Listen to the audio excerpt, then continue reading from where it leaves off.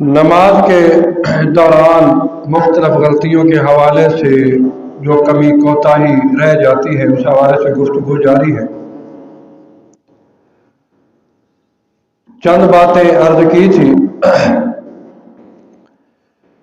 جب نماز شروع ہو جاتی ہے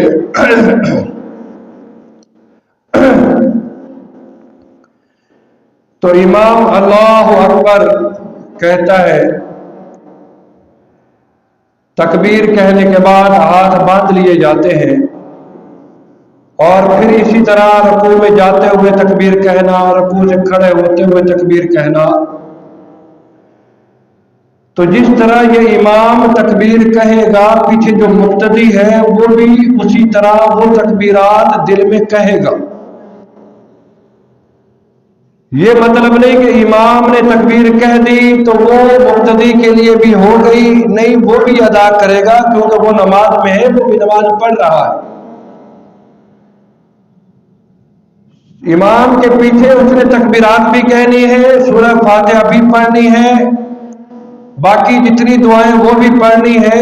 صرف جہری قرات جب ہو رہی ہو تو فاتحہ کے بعد جو دوسری سورت امام پڑھ رہا ہے وہ مقتدی نے نہیں پڑھنی، اس میں خاموش رہنا۔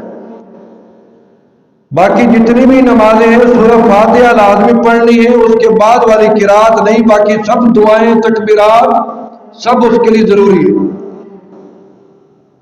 اور کچھ ایسے دوست ہوتے ہیں وہ سوال کر دیتے ہیں کہ جی ہم تو یہ تکبیریں کہتے ہی نہیں، ہم تو ویسے ہی کھڑے رہتے، تو یہ نماز نہیں ہے۔ یہ بہت بڑی غلطی ہے کہ اگر پیچھے نماز پڑھنے والا امام کی تکبیرات پر اکتفا کرتا ہوا وہ تکبیرات ہی نہ کہے، یہ کہنی ہے۔ رسول اللہ صلی اللہ علیہ وسلم نے فرمایا، انما جعل الامام لیؤتم بہ، امام اس لیے بنایا جاتا ہے کہ تم اس کی اقتداء کرو۔ فَإِذَا كَبَّرَ فَكَبِّرُوا، جب وہ تکبیر کہے تو تم بھی تکبیر کہو، یہ لازمی ہے۔ وَإِذَا رَفَعَ فَارْكَعُوا وَإِذَا سَجَدَ فَاسْجُدُوا، یعنی باقی جس طرح وہ ارکان ادا کرے گا ساتھ ساتھ آپ بھی وہ ارکان اسی طرح سے ادا کریں گے۔ صحیح بخاری کی یہ حدیث ہے۔ اسی طرح نماز کے اندر سکون سے نماز کو پڑھنا، مختلف حرکات نہ کرنا۔ بعض احباب ایسے ہوتے ہیں کہ نماز شروع کر دی اور پھر اس دوران الرجی، خارش، اس طرح کی چیزیں بہت زیادہ۔ ہاں بسا اوقات ہلکا پھلکا ہے وہ ایک الگ بات ہے، لیکن ایک عادت بنا لینا، اپنے ناخنوں کو نوچنا اور اس طرح کرنا، ٹوپی سیدھی کرنا، اپنا رومال سیدھا کرنا، یہ ساری چیزیں، اور کپڑوں کو ایسے ایسے جھاڑنا نماز کی حالت کے اندر، یہ حرکات درست نہیں۔ رسول اللہ صلی اللہ علیہ وسلم نے کیا فرمایا؟ اسکنوا فی الصلاۃ، فرماتے ہیں کہ نماز میں سکون اختیار کرو، سکون سے نماز پڑھو، آرام سے پڑھو، جلد بازی نہ کرو، اس کے اندر مختلف حرکات نہ کرو۔ بلکہ بسا اوقات تو بعض لوگوں کی یہ بھی عادت ہوتی ہے کہ نماز شروع کر دی اور پھر اوپر نظریں اٹھا کر دیکھنا، اس سے بھی اللہ کے پیغمبر نے منع فرمایا۔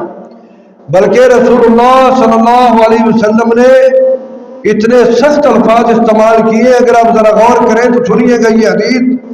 رسول اللہ صلی اللہ علیہ وسلم نے فرمایا، صحیح بخاری کی یہ حدیث ہے، فرمایا ما بال اقوام یرفعون ابصارهم الى السماء فی صلاتهم، کہ لوگوں کو کیا ہو گیا ہے کہ وہ نماز میں اپنی نظروں کو آسمانوں کی طرف اٹھا دیتے، آسمانوں کی طرف ایسے ادھر نماز پڑھ رہے ہیں اور ادھر اوپر دیکھ رہے، لوگوں کو کیا ہو گیا ہے؟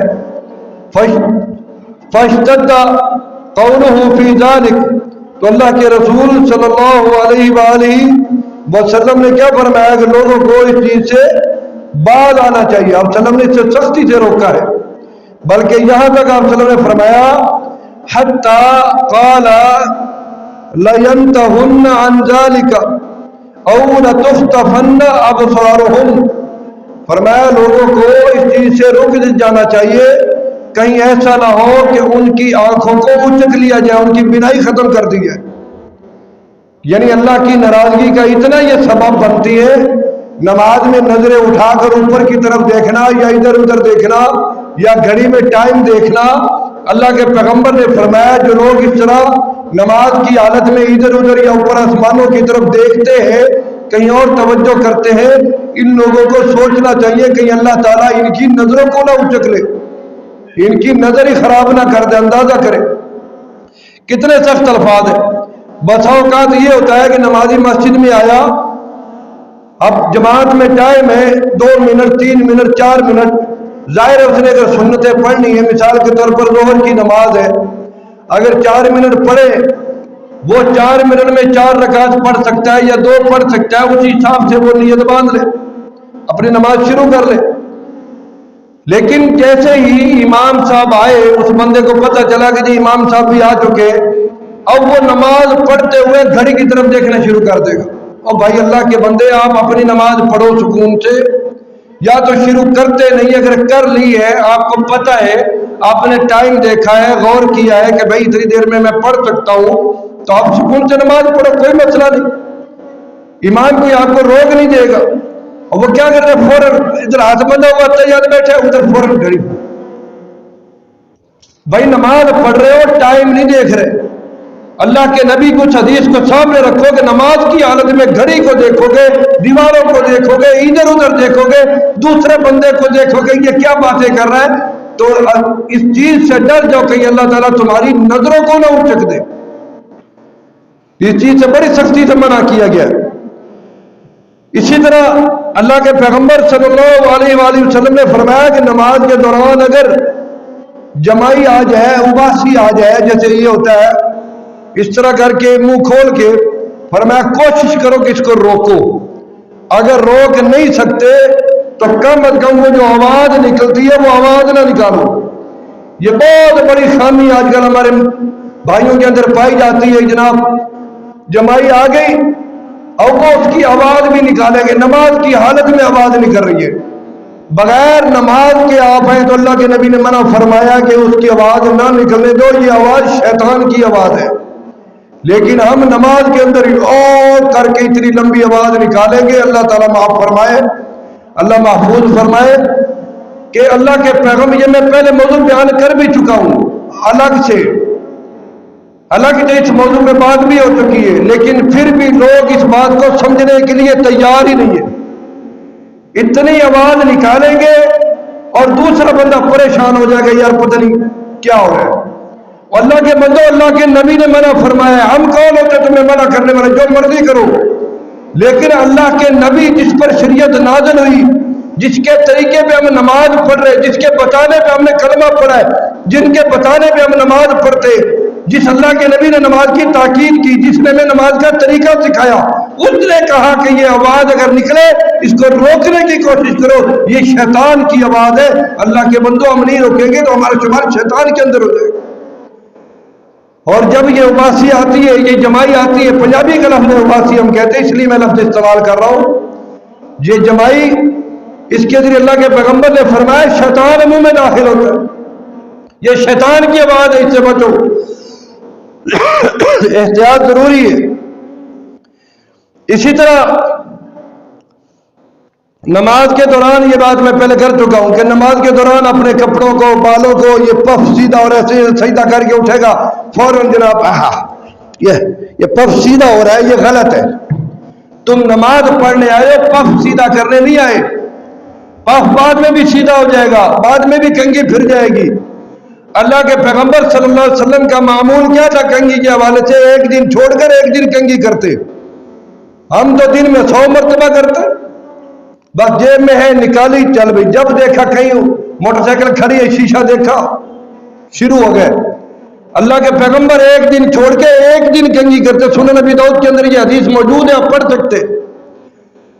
چلو جی جتنی بار کرتے ہو کرو، تمہارا فعل ہے، لیکن نماز کے اندر تو بعد آ جاؤ، نماز پڑھ رہے، سجدہ کیا، بال اب ایسے جھٹکا دیں گے بالوں کو، یہ نہیں پتا نظر کدھر پھر رہی ہے، نماز ہی ٹوٹ رہی ہے، پرواہ ہی نہیں، فکر ہی نہیں۔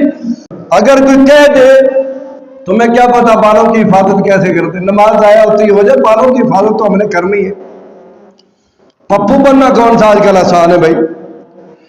اسی طرح رسول اللہ صلی اللہ علیہ وآلہ وسلم نے فرمایا جلسہ استراحت وہ کیا ہوتا ہے، ذرا غور کرنا، بعض لوگ بڑے دعوے سے کہتے ہیں جی ہم نماز پڑھتے سجدے سے ایسے جھٹکا لگا کے کھڑے ہوتے، ہم جیسا جوان ہی کوئی نہیں ہے. نہیں بھائی، ہم نے کرنا ہے جیسے اللہ کے نبی نے پڑھا، کلمہ نبی کا پڑھا ہے. یہ جھٹکے، یہ جوانی کہیں اور دکھاؤ. نماز میں جوانی دکھانے کا نہیں، نماز میں عاجزی ان کی ساری اللہ کے سامنے عاجزی کے ساتھ نماز پڑھو.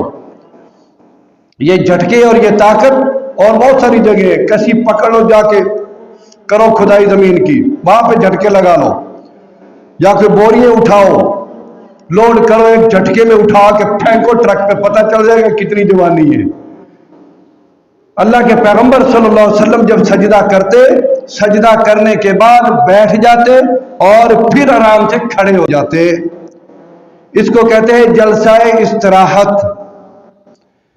یہ یاد رکھیے، پہلی رکعت پوری کرنے کے بعد دوسری کے لیے کھڑے ہونا، اور تیسری رکعت پوری کر کے چوتھی کے لیے کھڑے ہونا. ڈائریکٹ سجدے سے سیدھے نہیں کھڑے ہونا، بلکہ بیٹھ جانا ہے تسلی سے بیٹھ کر، بلکہ اتنی دیر بیٹھنا جتنی سجدے میں دعائیں پڑھی. یہ اللہ کے نبی کا معمول تھا، بیٹھ کر اور پھر کھڑے ہو آرام سے.